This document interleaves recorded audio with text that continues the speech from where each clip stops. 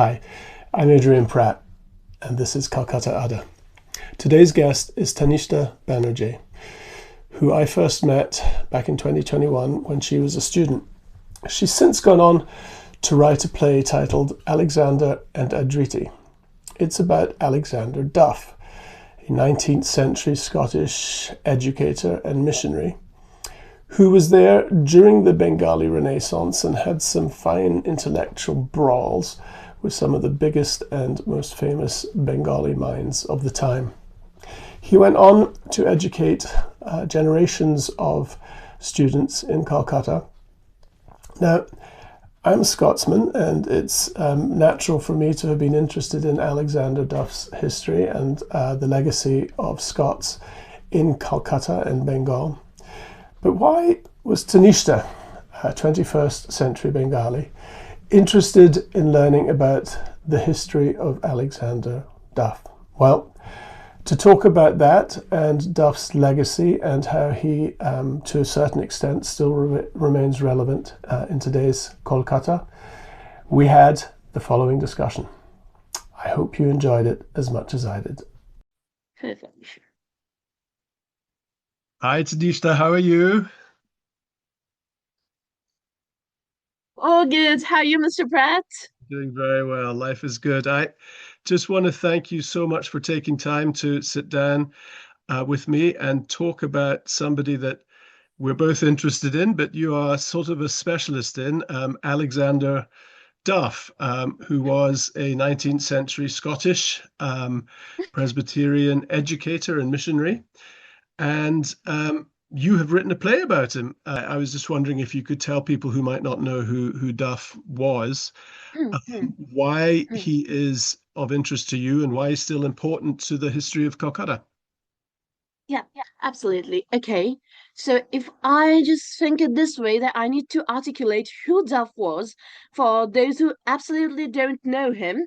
So he was, of course, this missionary, and he was the first missionary who was officially sent by the Church of Scotland. Mm. I mean, there are references to someone who came to India before Duff, as a missionary from the Church of Scotland, but Church of Scotland didn't send him.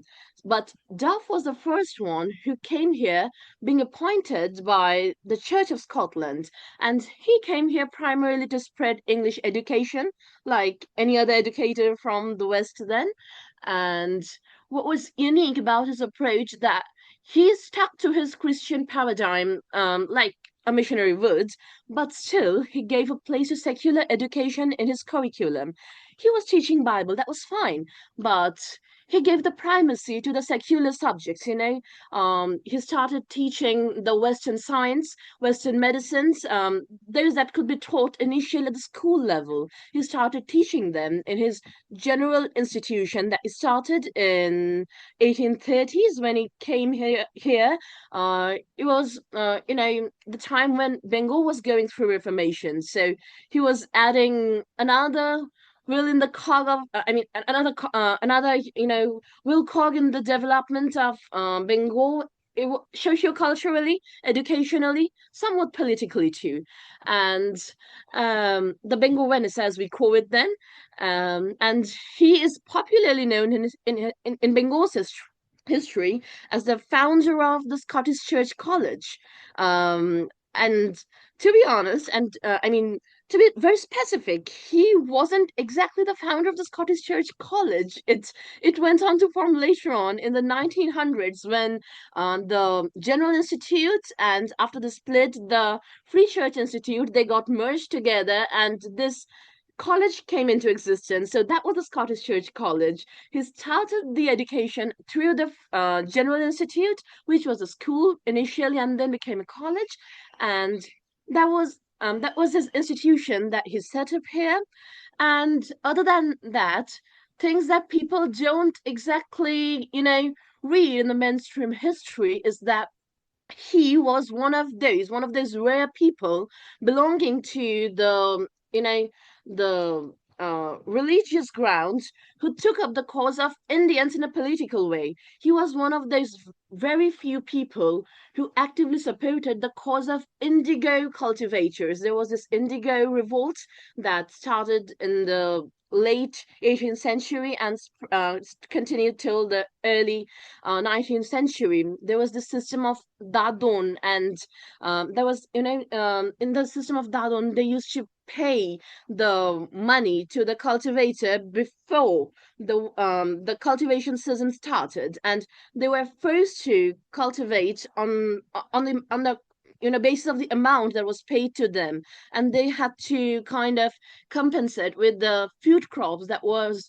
produced. So he was the first one to question this system, and later on in 1857, after the revolt of 1857, he also questioned the excesses that was carried out by the colonial administration. So these are the rare parts that we often overlook in our history, but he contributed generously here too. So I'm Scottish, and that's the reason that I was first drawn to Duff. I've seen what remains of what used to be Duff College, and it's a very sort of haunting, ghost-like structure. But you're a young 21st century Bengali. How did you first cross paths with Alexander Duff, and what first drew you to him? Hmm. So for this, as growing up in Bengal involves studying history very, to the corners, studying through every nook and cranny of history. This is specific to Bengalis. They love discovering the small parts of their history. I first came to know about Duff when I was still a schoolgoer.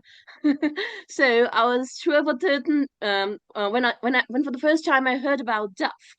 And I was lucky enough to attend a college, that is Sanskrit College and University, for my grad in English literature, which was kind of one of those institutes that was at the heart of Bengal Renaissance. And so Ishwachandra Vidyasagar was a student as well as the principal of our college. So we had this, kind of narratives among with students and with the teachers about these figures who had contributed to Bengal Renaissance, and Duff always came up in our discussions. And why I landed on him as a subject of my play has actually something to do with, a circumstance. Like, I wasn't planning to write a play last year when I started writing the play, because I was contacted by Miss Karen Sewell White. She is the producer of a,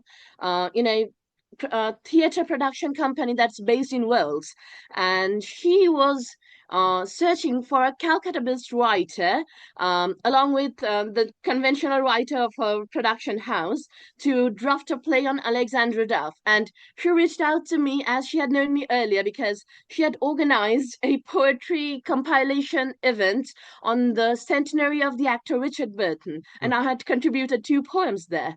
So she reached out to me and asked me if I would like to be the Calcutta-based writer of Duff's play. And I said, yes, I study about Duff a lot, so you can consider me in. And moreover, at a personal level, I was quite happy to be writing that play on a Scottish historical figure. You know why? Because there was a sense of anemoia for me for Scotland. Right from childhood, I have this fascination with the Scottish music, folk music to be specific, and culture, history, and everything. I love reading the mythological stories of the pre-Christian Scotland. So that was in me from childhood. I don't know how to explain that connection. A kind of Hurayat Animoya, we have got these fashionable words for them. So that kind of a feeling I had for Scotland, and that feeling for Scotland and Bangaliana, they came together, and I just write this play on him. That's wonderful. And uh, one of the central characters of your play is not only Duff, but a lady that you created by the name of Adriti, yes? Why? What made you think of that? And tell us about her. Why is she the sort of protagonist that you needed to bring out the ideas and the themes that Alexander Duff made you think about? Hmm. First of all, to be very honest, though Adriti is not my mouthpiece, but still, she is the reason. She is the kind of, figure who gets into quarrels, who gets into arguments with Duff at different points, and she's quite the reason that I'm getting this shield of pages and I'm not personally getting into some kind of funny brawl with Duff himself. So she's kind of my, narratorial bodyguard, if I can say something like that. And if I talk about her factually, we came to her idea as a result of a joke. When I was talking to my co-author about the setting of the play, I was saying this, there is this ruins of Duff College in Kolkata that looks like a haunted place. So we can bring out Alexander Duff here as a ghost. And now my co-author, he seemed to like the idea of calling in Alexander Duff as a ghost. And she said, yes, it will be nice to call him as a ghost. And I was like, oh my God, really a ghost? And I was like, oh, if we call him as a ghost, how can we work on him? How will we establish him? And he said, we'll need a living counterpart, right? And I was like, okay, so we need a figure from today's world. And thus, Adriti was born that way. And Adriti appears twice in the play. First, in mid-1980s, as a girl in her 20s. She then is a bit frustrated with her career as she feels she has hit a kind of dead end from where she cannot progress further. She is quite disturbed with herself. She is smart, but she's often a bit gullible. So this version of Adriti seems to be very much in awe of Duff. She kinds of starts worshipping Duff when he or his ghost recollects the adventures he had while coming to India. And when she comes for the second time, that's in 2025, she's a mature lady in her 60s, and she has she has started to see everything through a post-colonial lens. She criticizes Duff, she questions him, and as she sees everything through a post-colonial, kind of mindset, she questions what was the exact intention of Duff. So Duff seems to be a little saddened by what this Adriti has become, but Duff doesn't realize that what he actually intended to be through his efforts of proto-feminism, we can call it, and as an educator, he wanted to empower women through Western education, and the product of his Western education could be this Adriti.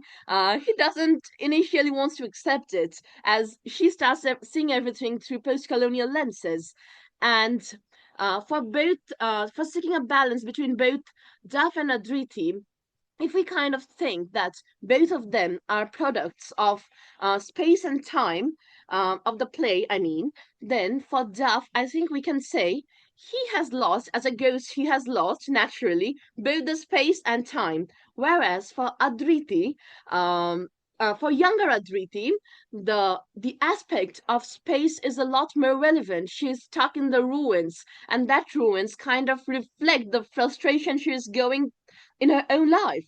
And for the mature Adriti, the balance is more towards the time. She is living in the 21st century. She knows what post-colonialism is. She knows how to approach things through this lens. And so both these Adritis direct Alexander in these two dimensions that he has lost, space and time. And in this way, we can say that Adriti is building a reversal of the role that the living Alexander Duff was, because of kind of he wanted to show himself, and he actually wanted to be an educator who wanted to show new dimensions, new direction to the people of India, as he thought he would, and this Adriti is doing that for him. That's fascinating. So, and if we can sort of start there and then end up where we just stop. But so, what was it that made Duff's approach to education so radical? I mean, he arrived in Calcutta in 1830. He was there off and on until 1863 when he left back home for Scotland for good. But so what was his what was it about his approach that was so different and had such lasting and nowadays controversial legacies? Okay, so um, if we say what was radical about Duff, the first thing would be um, he was as radical to his time as Adriti seems to him. And if we see for the positive sides first, then it would be the fact that he propounded Christian education, that's all right, but still Christianity was developed in India as a racially exclusive arena, you know. There were churches in India built by the British colonials, and those churches did not allow any Indian, Bengalis, or others residing here to visit them. You know, the Indians could not visit the same churches as the white people did, and Duff was among those very early personalities, early British personalities in Kolkata, who started a church where both Indians and Europeans were allowed. So he made Christianity a very inclusive arena, and therefore it was quite, temporarily justifiable for him to use that Christianity as a medium for propounding his religion.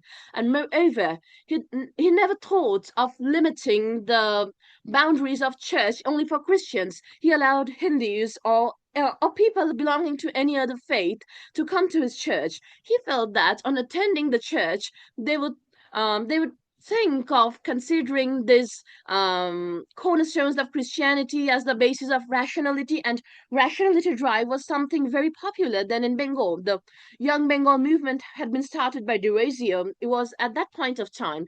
So the youth of Bengal under the Young Bengal movement by Durazio, they were seeking this radical rationality, and in that radical rationality drive, Duff was somehow contributing, and he wanted every every Indian who initially willing to become Christians or not willing to become Christians come under the framework of his English education, as he felt that it would help them to climb the rungs of the social ladder. He wanted to see Indians developing along with the Europeans, be let them be Christians or non-Christians. It was Eurocentric, definitely controversial in the sense that it was very Eurocentric. He had no place of Indian education in his arena.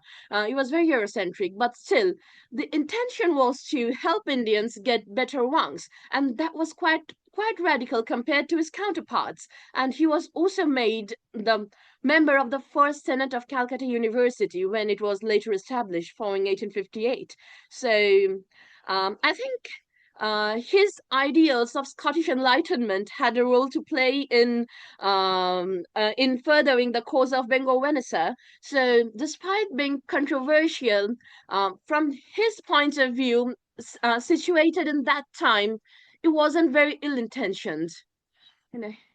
So you mentioned earlier the revolt of 1857, and you also mentioned the point that Duff, in some instances, took the side of the Indians who were looking for independence. Is there a way that it can be interpreted that Duff's educational model eventually helped produce a a brand of people who had been so educated that they, in the end, could use the British system against itself, British laws, British religions? Is that something that you mention in your play? Yeah, we mentioned that. I mean, we tangentially touched that, but Adriti herself represents a kind of that spirit, you know. Adriti is educated in a very Western setup in India, though it was post-independence, but still she is well English educated. She knows this post ideas of colonialism, and later on goes to discover this post-colonial thoughts. So she is personally challenging Duff in the play, but in reality reality, if we go back historically, there were actually students who, coming out from Duff's Institute, had a key role to play in India's independence movement. And the first and foremost example of that would be Surendranath Banerjee. He was so much of a, strong legal personality that the British government nicknamed him Surrender Not Banerjee. So Surendranath Banerjee was a very key example, and he kind of, was among those who belonged to Duff's Free Church Institute in its very early years. And later on, in the 1900s, when there's this Scottish Church College, we have other personalities like, Netaji Subhash Chandra Bose, and we have others like Swami Vivekananda. Yes, Swami Vivekananda was a student of Scottish Church College too. Oh, I I can didn't see his realize that. photograph behind you. Yeah, absolutely. That's him sitting on my shoulder. He's my better angel. And if we talk about students of a different kind, if we talk about those who were socioculturally contributing to India's sense of belongingness, there were other personalities like Brahmo Bandha Upadhyay. He traveled extensively in Europe in his youth. He wrote many important letters that act as, kind of doctrines on Europe's political and social systems. And as a student of Duff's Institute, he was one of those syncretic spirits, like a remnant of the 19th century Renaissance, Bengal Renaissance, who wanted to create a religion by combining Hinduism and Christianity. He used to call himself a Hindu Catholic. And there were other personalities who were Duff's direct students who had converted, actually, and they too had contributed to consolidating India's identity, to India's regional identity. And his first convertee was Reverend Krishna Mohan Banerjee. I share my surname with him. Yeah. And this was this Reverend Krishna Mohan Banerjee.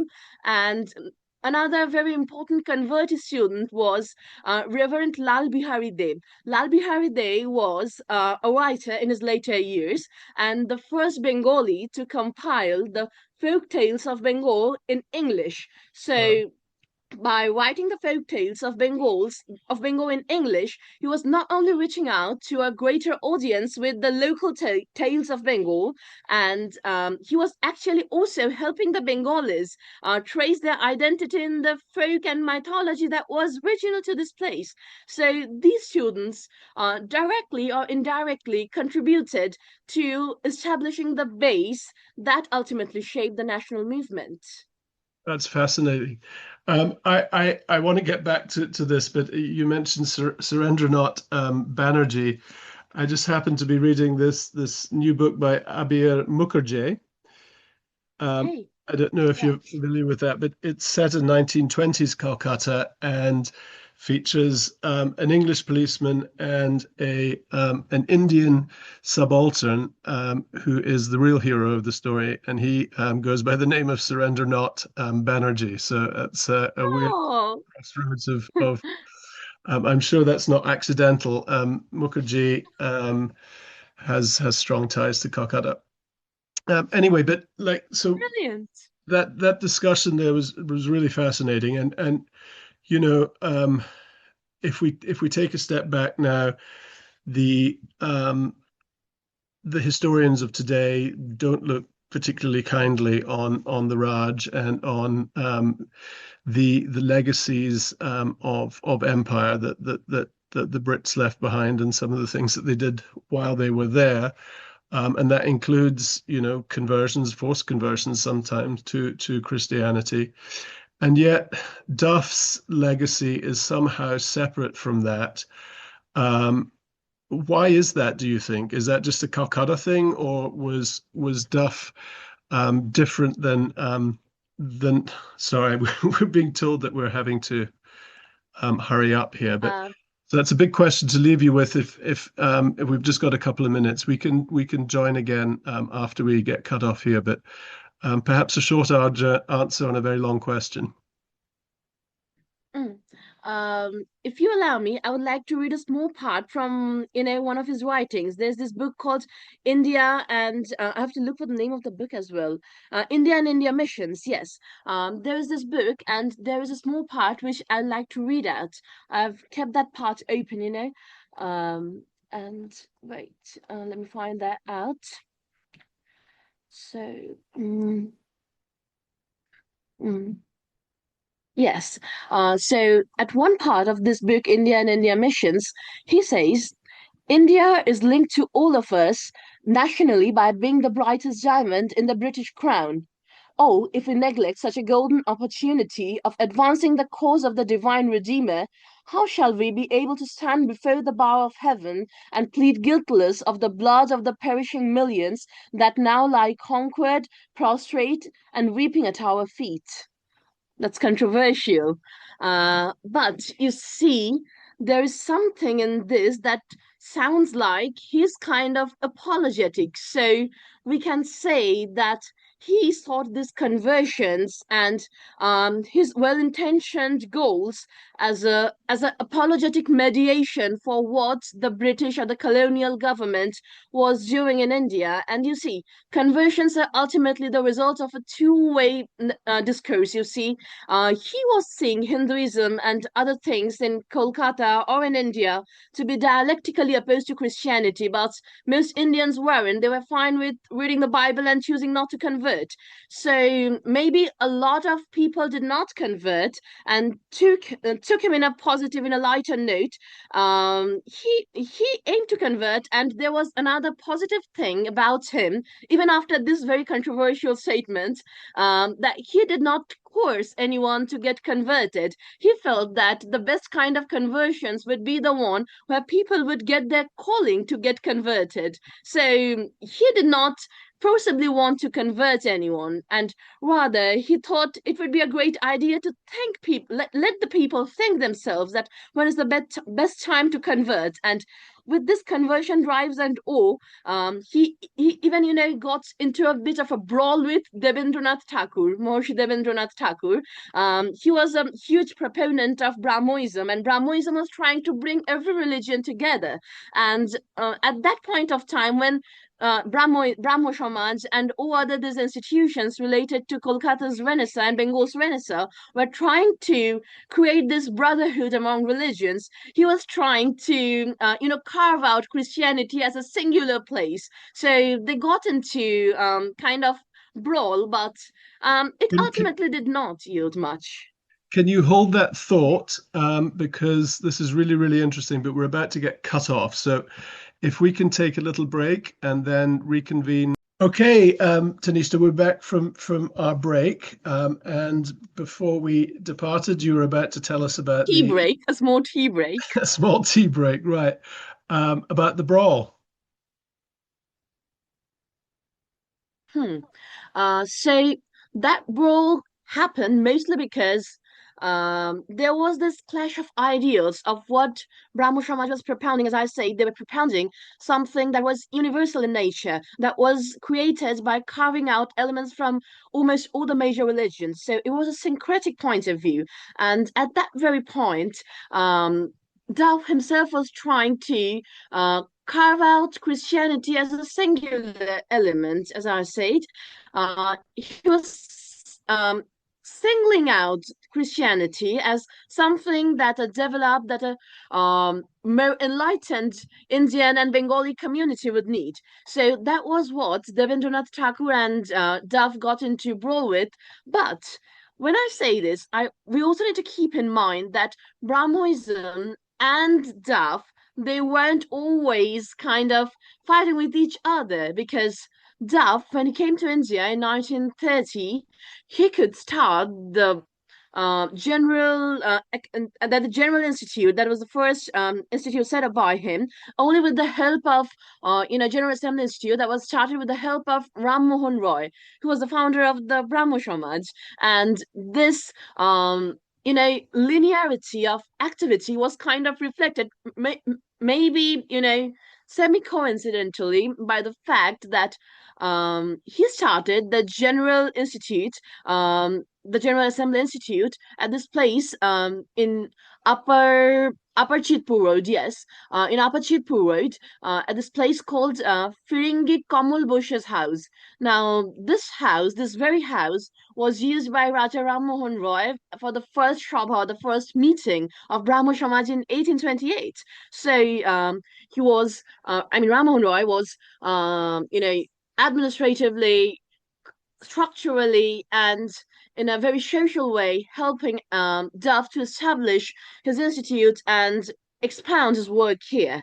So we cannot say they were always conflicting, but this issue of conflict, or this issue of quarrels and brawls, often spread to other movements that were taking place in the framework of Bengal Renaissance back then, because there are instances when Duff himself got into this pics with the members of Young Bengal movement, because Duff chose this area of Goldie, that is College Square now, to stand and preach Christianity. And as you know, Hindu College, or the Presidency University as it's today, it's right opposite to the Goldie or College Square Lake. So the Young Bengal movement participants, these youths who were mostly students at the Hindu college, saw this in a problematic note, and they started questioning, why are doing this? We are trying to build something secular, and you are taking back the lines of religion.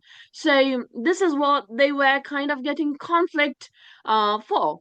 And other than that, there weren't instances of brawl. And if we look into this fact that these brawls were situationally ideological, uh, you know, not in terms of what they were trying to propound always, because this gentleman Duff himself was a really, really good scholar of Indian and Hindu philosophy. He knew Sanskrit, he knew Bengali, he knew many, many Indian languages and the culture very well. When we studied that book, India and India Missions, we find that recurrently in his writings. And we can also trace this, that a, he was a very intrigued scholar of Orientalism, in the fact that, as I said, he used to visit this College Square area very often. He developed close affinity with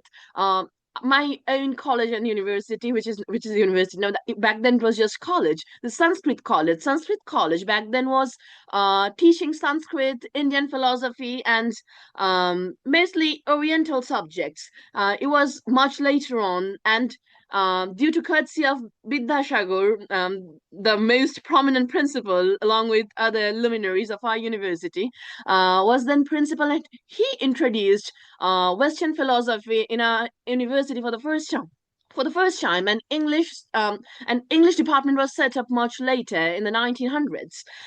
So before that, he used to visit this College Square area and used to meet people from the Sanskrit College and University. And he befriended this gentleman called E.B. Cowell, who was the principal right after Ishwar Chandra Vidyasagar. He was the principal of the Sanskrit College then. And Duff went on to become the president of Bethune Society, which was then functioning as a body propounding Western education among women in Kolkata and Bengal overall. So when he became the president, and he remained president till 1963, starting from 1959, 1853, 1863, starting from 1859. So when he became that, he organized a kind of a meeting, a scholarly meeting, where he invited the gentleman E.B. Cowell to deliver a lecture on how history could be developed, or history could be structured from local narratives, from folk narratives, instead of focusing on what's written in books and what's propounded by those who were writing history under some kind of patronages of the kings or the rulers or whatever it was like. So though Duff himself held the view of this top-down approach when propounding his education. So he targeted the elites. He was propounding this education of his arena in this top-down approach, but we can say that when he was trying to rediscover what is to be taught or what is to be taken into consideration, when he was framing his educational structure, he was taking up elements which I think we can call something like proto-subaltern. You see, we later on go to develop the subaltern study in the fields of history, but he was already doing this when he was trying to develop it from folk and local narratives instead of focusing on what's written down. So, naturally, he was this mix of a person. These brawls were results of, argumentative Indians, if I quote it from the title of the book. So it was the result of argumentative Indians, and he was getting into these because they were controversial in today's light. Today's light is definitely controversial, but if we go back at that time, they were still controversial by those who were the part of the Enlightenment movement and the Bengal Renaissance. So these were the cause of the brawls, and after all, he was a mixed character like anyone else in history. Well, you've captured the sort of Bengali Renaissance really well, with a lot of the personalities who in there having these foundational arguments and discussions. And as it once was in Calcutta, so is it always, right? These fabulous intellects throwing ideas at each other very loudly, very boisterously, but at the end of the day, it's in search of a kind of truth and of just getting the Adda out there. So well done. That was really a fabulous discussion about that. You mentioned earlier Duff College and the sort of haunting remnants of it now. I know Scottish church colleges out there, but what sort of tangibly remains of Duff in today's Kolkata? So, you remember I mentioned about a church in the beginning. It was then called the Bengali Church Yeah. near. Um, so this church it survives, and now it's known as the Duff's Church. I mean, when Bengalis refer to it, they call it Duff's Church instead of the Bengali Church. So that name is lost, but Duff remains more poignant than ever in its construction. So that is the kind of the physical remain or the remain that's in the landscape. But what remains other than that is something that survives in our linguistics. So Duff remains in our daily vocabulary, and that's because we have this particular word in Bengali called depo. This word depo means someone who is very precocious, and people take him to be that precocious person to be over smart. They are young and they pretend to know everything. And this word depo, ki depo chile re baba, we say like what a precocious guy. We say it in our everyday usage. This particular word traces back to Duff. The Orthodox people of Bengal back then used to refer to the students of Duff as Dipo because they used to think that these guys were trying to be someone very intelligent, and actually they were not so intelligent. They were breaking all the traditions. They are converting to Christianity. They are questioning the tenets that had been established for centuries. Oh, তো এরা ডেপোমি করছে. They are doing something called depomi. They're questioning the system, and people forget about this etymology, but this word survived, and we use it every day. That this is how Duff survives. And you said right now that the haunting remains of the Duff College, right? So I would say this haunting aspect is something that makes Duff survive more conspicuously because this Duff College, as you see, stands as the ruins, is a result of many experimentations that went over Kolkata in specific and Bengal in general. Um, we can say like Duff himself was one of those who was experimenting with the politics, the culture, the educational sphere, and everything else related to the socio-cultural plot of Kolkata, and that has been done repeatedly. Kolkata has remained a ground of experiment for many ideologies, Mhm. and the Duff College ruins, as you see them, is a result of, you know, the 1970s times. That was the time when Naxalite movements started in Kolkata, and these Naxalite movements were, you know, marked by excesses from both the sides. I mean, there were brutalities on those who were carrying it out, and there were brutalities from those who were trying to repress it. So it was a very tumultuous time for Kolkata overall. So there was this incident in the 1970s that the ruins of the Duff College was bombed, and that was done when a procession of Kali Pujo's Bhashan, the immersion of the idols, was passing from the place near. I mean, it was passing on the road near the Duff College ruins, and it was bombed. So it was back then that the ruins became what you see today. And before that, it was abandoned, of course, and that made it complete ruins. And that haunting, as it traces back to this time, it traces back even earlier to the colonial time itself, as you say, when it became the Jurabagan police station. It was the place where those who were arrested for political reasons, they were kind of tortured. They went through the colonial brutalities under the police commissioner back then, Charles Taggart. This guy was terribly infamous for the kind of brutalities and the kind of, the kind of torment or the torture that he carried out on the political on those who were arrested on political grounds.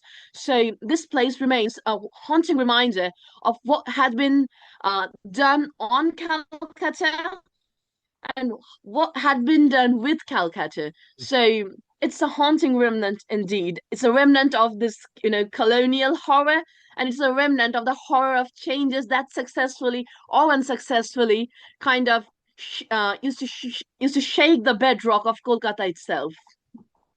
Fascinating. Your play, does it address something in today's world that makes Duff feel relevant? Hmm. As I say, that Kolkata has always remained this place where experiments have been done. So Duff remains the central figure because he was experimenting with Kolkata and its intellectual culture. I tried to do kind of this little experimentation in my play as well, and tried to mold Duff in a way that's more post-colonial in its approach, in the sense that he evolved as a personality out of this place. And to explain this, I think the best thing I can do is quote a philosopher friend of mine. So this philosopher friend of mine, Mr. Jean-Frédéric Chevalier, he's a Frenchman who used to be a professor of philosophy and theater studies at the National University of Mexico, and he's now in Kolkata, and he does experimental dance theater with tribals from rural Bengal.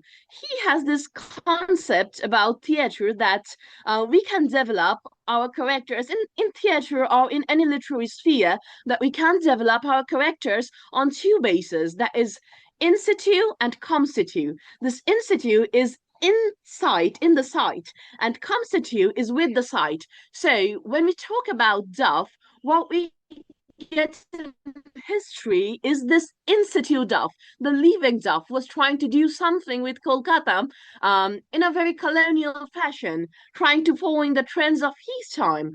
But when we are dealing with Duff in my play, this is a com situ Duff who remains here as Kortar Bhoot, as Rabindranath would go on to say. So, the ghost of the master. So he's Kortar Bhoot in a very literary sense and in a metaphorical sense. In my play, he's literally the ghost, the Kortar Bhoot, the ghost of the master, and he still remains something of the memory of the colonialism of Kolkata. Positive, negative mix, that's a different kind of thing, but he remains as the memory of the colonial Kolkata. So he's this Kortar Bhoot who emerges in a constitutive plot in my play. So that's how he remains relevant in this reform structure. That's wonderful. You mentioned earlier that Duff was disappointed with Adriti, with the 60-year-old Adriti. Tell me if we have ghosts in the play. If indeed Duff was able to sit in the front row of the play and watch it, and then after the performance go backstage and have an audience with you, the playwright, what do you think he would tell you he was most surprised by, what he'd witnessed? Okay, so why he's disappointed with the grown-up Adriti or the mature Adriti lies in the fact that these Adriti changed as Kolkata changed. This Adriti bridges three times, along with the ghost of Duff, of course, and this three times represents three Kolkatas. I won't say three Kolkatas, rather two Calcuttas and one Kolkata, because in 80s Kolkata was still Calcutta. So with Duff, she can reestablish this colonial Calcutta. Then she's reestablishing this 1980s Calcutta, the one that has seen all those troubles and those tumults. And when she's turning this 21st century Kolkata, she's questioning everything through a very post colonial lens. And that includes questioning Dove very directly on things like she says that you were trying to educate Indian women, and that's a great thing you're trying to do. And you thought that sati was a horrible practice that involved burning the people alive. So, do you think the same way about the burning of the witches in Europe? She says this to him directly. So, she's questioning him in ways that kind of confuses him, that kind of make him feel uncomfortable.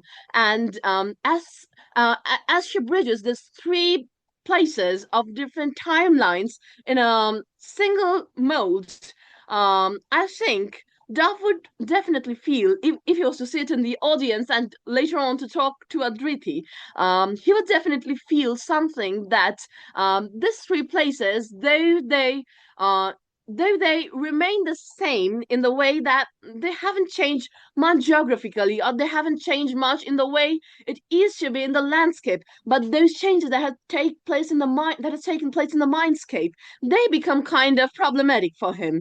And if he was to address this change in the mindscape, then it would depend on how he perceives this change. If he himself evolved something of a post-colonial viewpoint, like many Europeans do, most Europeans do today, and if he kind of, establishes this, if he kind of creates this, then he would probably think like, oh, what this place has become, what this people has become, and he would feel that these people, this place, they remain unrecognizable to him. And if he cannot come out of that, if he stays in that particular that colonial dynamic, instead of moving on to have a post-colonial look, if he stays in that, he would probably think, oh, is this what I created? Is it what I made of them? Oh, what have I made of them? Probably something like that. I don't know. Wonderful. Duff would know the best. All right. Well, let's take it back from the Duff of your post-colonial imagination to the real Duff, who went back to Scotland in 1863 for good. He'd been going backwards and forwards between 1830 when he arrived and 1863. Why did he go back? He still had 15 years left before he died in 1878. Why did he finally leave Calcutta and go back home to Scotland? So, when I was researching on Duff, I couldn't find anything that suggested anything else than health that prompted him to move back so quickly. You see, that time Kolkata was going through changes as it is going through today.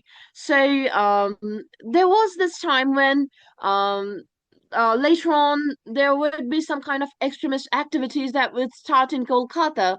Um, um, and there were kind of socio-political changes that would take place in the overall national movement that was taking place throughout the country. So there aren't anything definitive that says what prompted him to so quickly withdraw from Kolkata.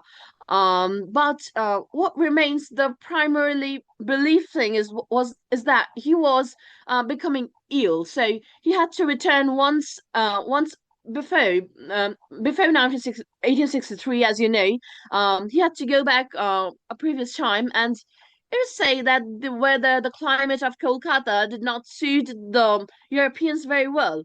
This malaria was very popular, or, I mean, was very common back then. The wonderful mosquitoes existed with their full glory as they do today.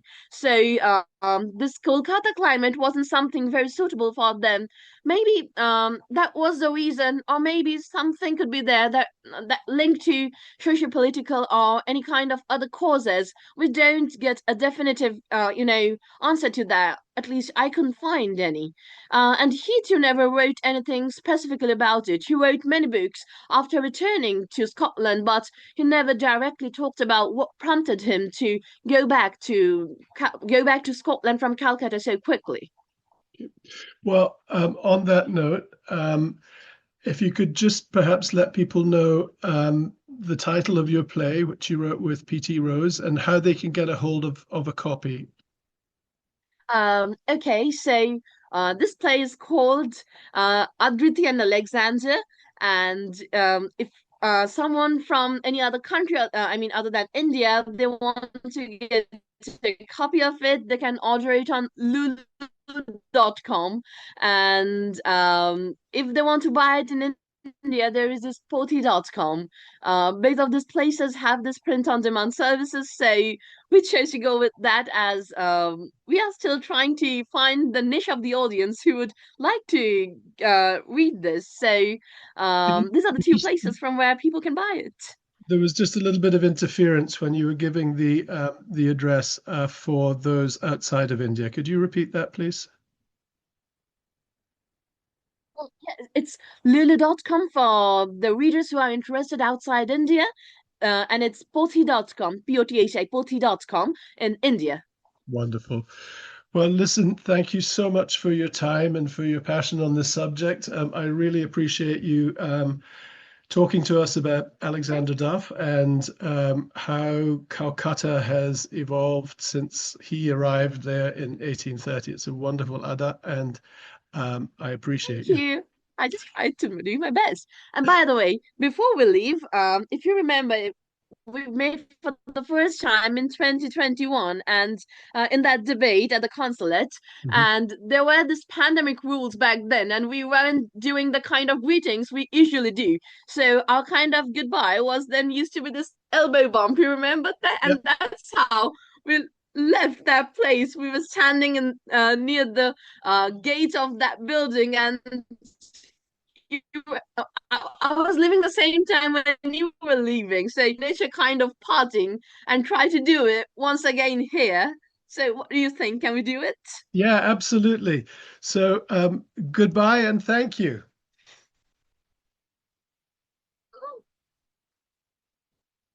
Cute. Right. Have a Have a great day. you too. Goodbye.